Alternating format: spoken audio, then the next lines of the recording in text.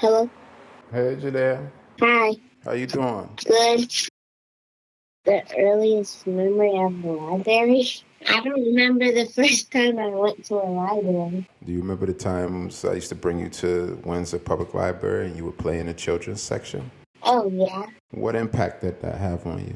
I was exposed to a lot of different experiences and a lot of different books that I may not have been able to reach. You really loved being in that library. We would go on Saturday mornings and you had a ball there. It looked very different from the library when I used to go there as a kid. What impact did the library have on you as it relates to Thoughts Are Things? Because you did make your first movie at a library. How would you describe your interaction with the library in California? I think you were also with me when we were scouting libraries that first day before you and Grandma went back to Connecticut. Do you remember that?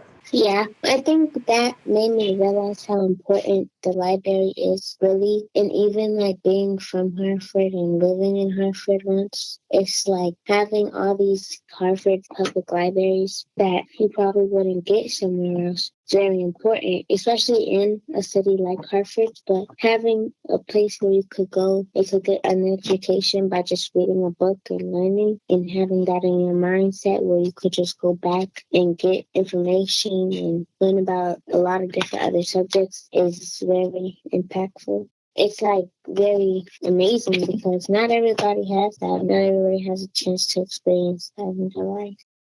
Could you share with me some of the best advice you've ever received and why you think it stuck with you? Well, some of the best advice that I ever got was from me because that's like people, even me, make overthink about other things. A couple years ago, I used to really overthink a lot, and it's like now I overthink, but like not as much because I've gotten a lot of stuff off of my head, and it's like even being an overthinker, you always have a person that, especially having you and mommy, and grandma Evelyn, and all my support that I really need. You always have a second opinion or a second person that's gonna guide you through the way if you feel like you need help with anything or you just feel like you can't do something because you're overthinking too much. And also, it's like all the information, all the advice you have given me, even talking to me in the car when we're driving home from anywhere we were at night, you give me some of the best information that I've ever heard. And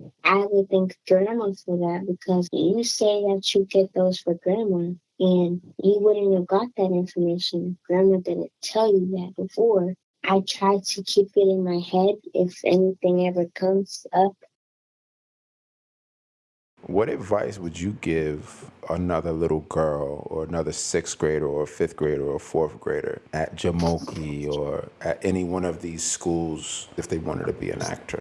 Well, speaking from experience, you can't really care about what other people think. Especially learning, being in middle school now and being in another school and just being in Jamoki in that environment where everybody is a hater and everybody is bored and has nothing to do. It's like yes, it may hurt you sometimes, but you're gonna at least have one hater in your life or more. And sometimes you just gotta learn how to wipe them off because they're not here to control your life. They're not gonna give you a label record. They're not gonna give you a degree in college. They're not gonna give you anything you need. But if you really want it and you really want to succeed, you need to not really care what other people think and just listen in class and be the smart student that you really need to be because at the end of the day, it's always a time where you may have like this one stage in your life where everything is hard. Like everything seems like it was so easy before and now you're growing up and everything is harder and you don't know what to do. But even if you do have that stage in life, people are praying for you. People are going to help you. There's never really nobody that can't help you.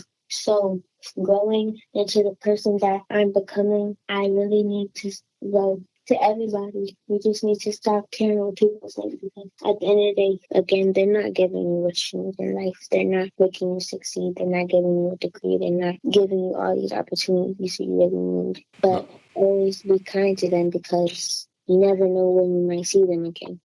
Were there any particular books or resources or experiences in a library that inspired you?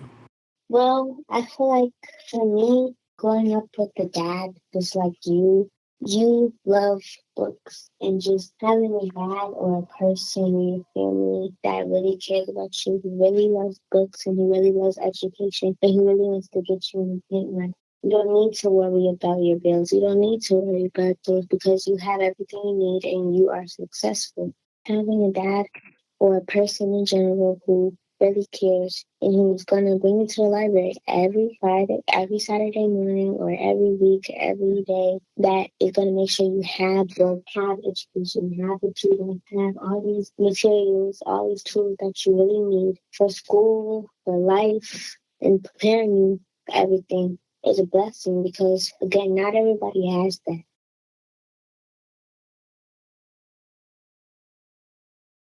Well, I have a question that maybe not everybody could answer, but how would they come up with the idea of giving Hartford a public library for everybody to come to? And for it to be older than the United States is crazy to me because if the United States wasn't even really the United States yet, how would the Hartford Public Library be intact? What would you like your legacy to be as it relates to libraries? Well, I would like my legacy to be like, say, like my movie. Like, I made a movie at 7 years old about the Hartford Public Library with my dad and my sister and my mom. I'm so glad that you agreed to be a part of it. Can you speak to your decision to play the role of Rochelle in that movie? Because there was no pressure. I mean, I just offered it to you, and I was actually surprised that you said yes. Do you know why you said yes? And were you afraid? Was there fear? I mean, what made you want to do it? Honestly, I didn't think you were serious because it was like me being in a movie, you know? But really, honestly, I didn't think it was actually real. And it wasn't really that much fear as I thought it would be because it was just like I got on the screen and I did my role and I did it the best I could. And now, 4 years later, it's like I really did that, and I'm so happy I said yes to that. That is awesome. That's a lesson I want you to walk with and remember for the rest of your life, that sometimes you got to take the step and you will be so happy one day that you did. So always have courage, always believe in yourself, and always go for it. Thank you for listening to 250 Stories, a production of HPL Studios at Hartford Public Library. This episode was written, produced, and recorded by Christopher T. Brown, audio edited, mixed, and mastered by Sam Sigmund, edited by Faith Lucas, and with photography and graphic design support from Hartford Public Library's communications team and the Hartford History Center. For more information on this project, visit www.hplstudios.hplct.org. New episodes release every Tuesday, so subscribe to stay tuned.